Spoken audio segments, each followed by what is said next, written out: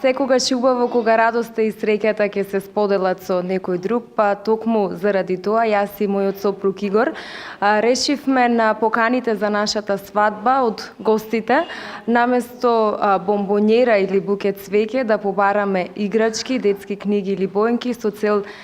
да подариме насмевка и среќа кај децата сместени во Заводот за рехабилитација со оштетен слух, говор, глас.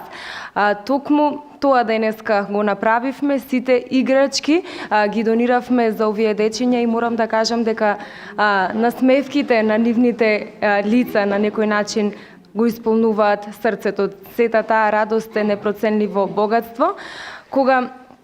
на самиот почеток решивме ова идеја да ја спроведиме, морам да признам дека бевме скептични како сето тоа ќе биде прифатено од страна на самите гости, но навистина ме изненадија пред се со нивните позитивни реакции за оваа наша идеја, но од друга страна ме изненадија со големиот број на играчки кои што ги донираат токму за овие дечиња кои што се